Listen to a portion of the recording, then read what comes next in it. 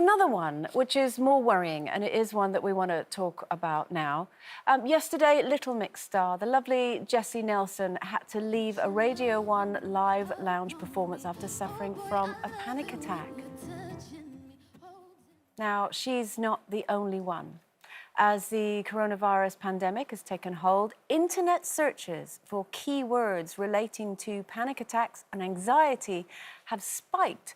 So is it time that we started to take panic attacks more seriously, Linda? Well, I think I had lots of panic attacks without knowing they were panic attacks. Over the years, I've done quite a lot of live TV, and one in particular, I did this series called Jobs for the Girls with Pauline, and each week we take on a different job.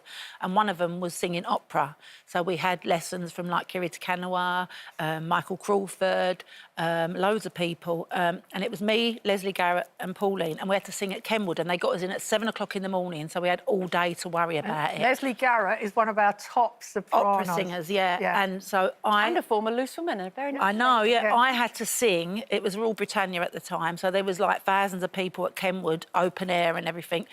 And then when I was shaking, honestly, I was in such a state, the thought of it, I just wanted to run through Kenwood and just get away. Also, my family were in the audience. So Leslie sang first, and then I sang, and the audience started laughing. And, yeah, I can laugh at it now, but at the time... But you were singing while they were laughing. They were laughing, because after Leslie had sung, then my voice, you heard my voice, what it sounded like. It sounded terrible. But, Linda, you did so well. You carried on. I got through it, and then afterwards, the singing coach said to me, Linda, you forgot to breathe. I said, you're lucky I breathed at all. I couldn't breathe.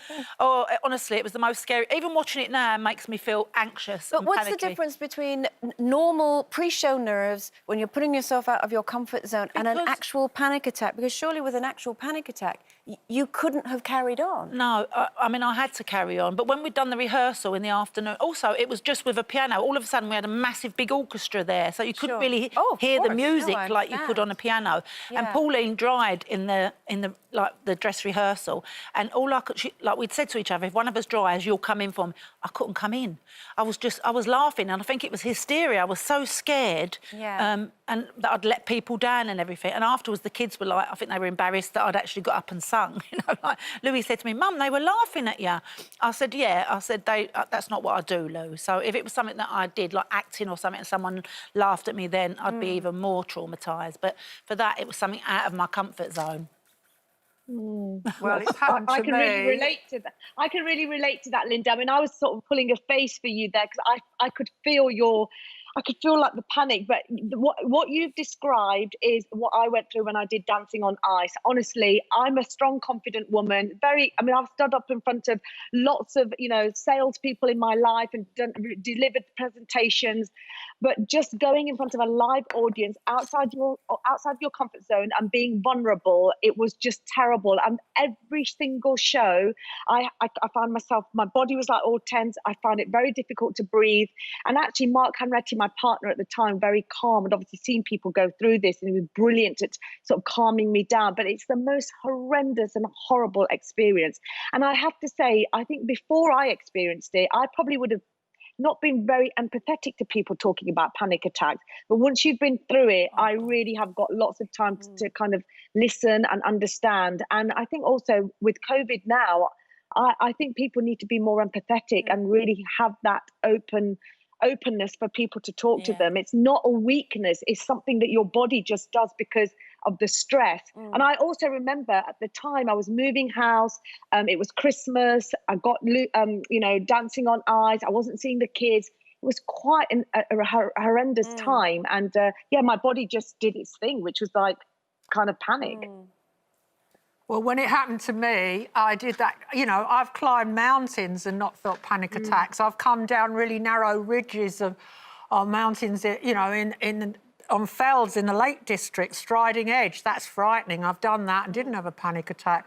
But the most stupid thing I ever did, which totally put me out of my comfort zone, was agree to learn the recorder, an instrument I played at school, aged probably 7 to 10, for a Sky documentary where I agreed to play a Handel sonata with an orchestra, and they booked Wigmore Hall, but I had to make them cancel it. And it was obvious. I went on holiday and forgot to take the recorder, so I couldn't practice. And then as it approached the day of the concert, I got it downscaled to less and less people. But I was rubbish, and I knew I was rubbish. And I thought, I was like Linda, I thought I could bluff through it. And on the day of the concert, I was in the toilet at the place where it was, and I had a mini bottle of white wine, which I drank, even though the conductor had said, don't drink. And with the recorder, as you panic, it squeaks. So it was sounding like a dying animal. And, you know, I know exactly like I am sweating even talking about it. It was one of the most ghastly things in my entire life. It taught me a valuable lesson. You know, we all talk all the time on the show about pushing your boundaries, you know, extend yourself, but sometimes you're doing absolutely the wrong thing. And that was, you know, I'm not rushing back to the recorder. No, don't.